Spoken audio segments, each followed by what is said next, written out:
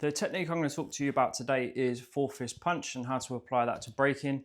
I'm going to talk about the technique, my foot positioning, my body positioning, and we'll just talk a little bit about where to aim when we are throwing the technique.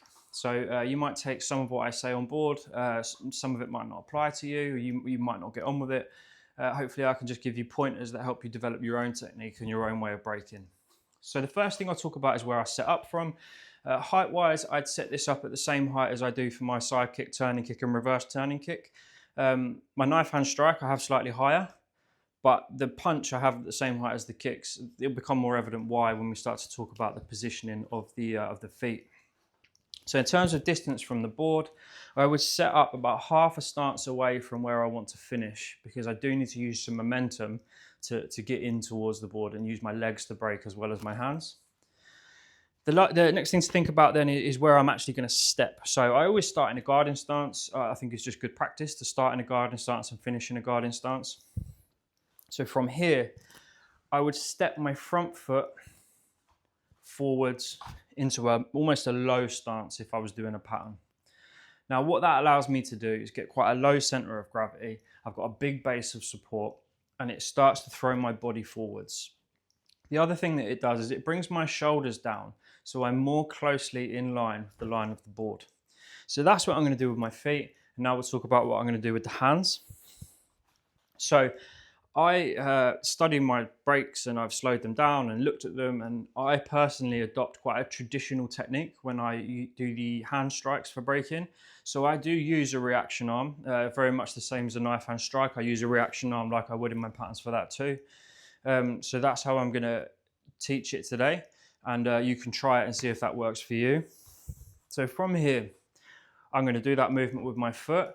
Once this front foot's planted here, I'm going to throw this hand backwards like I would if I was doing a punch in a pattern, and that's going to allow my shoulders to turn here. So now not only have I got the momentum from the floor, I've also got the rotation of my shoulders. So we've got like a double whammy of momentum now thrown into the board.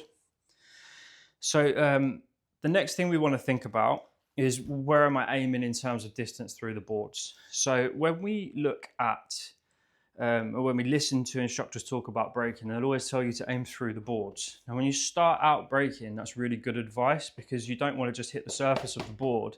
You do need to hit part of the way through it for it to break. However, when you get to breaking multiple boards, we don't need to aim past the backboard. So if I took that advice and I applied it to multiple boards, so I aimed to finish my fist behind. If I just demonstrate that, if I had my fist finished behind the boards, if I now pull this arm back, look how bent my elbow is. That means that my fist has not really had, if I pull it back in line with my shoulder, it's only had maybe a foot to be able to gain momentum, which is not really enough. When you have multiple boards, if you put your fist through the first two boards, they in turn push through the rest of the boards. The power transfers through all of them.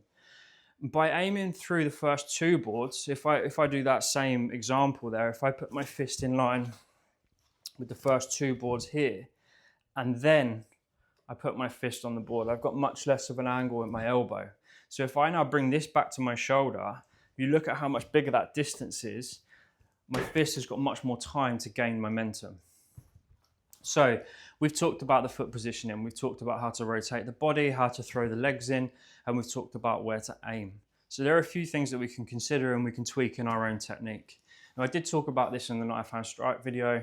I personally train with one of these. It's just a cutout of a jigsaw mat, like the mats that we train on, and I put it in front of my boards, and I've got a line on it that corresponds to the line of the boards. Now what this allows me to do is to practice the technique multiple times without bruising my knuckles. Like with anything, to nail a technique, you have to repeat it. Now, if you never use any padding, that means that you are limiting the amount of hits that you can do in one session before you start pulling away because your knuckles start to get bruised. I personally only hit boards without padding maybe 3 or 4 times a year. If we're talking about conditioning, what is far more effective and far more useful are things like weight training. If you think about a pull workout that you do, so if you're doing deadlifts or rows or anything like that, you're holding on to weight with your forearms. The stronger your forearms are, the more strength around the joints is going to be provided from the muscles. There are lots of other ways that you can condition. I personally don't recommend doing things like punching walls and doing press ups on your knuckles. I think that's a very old school mentality that we need to try to get away from. So there's some points that we can hopefully implement and we can try out. It would be really positive from my point of view to meet some of you at competition and see more people making it through these 5 boards with a punch.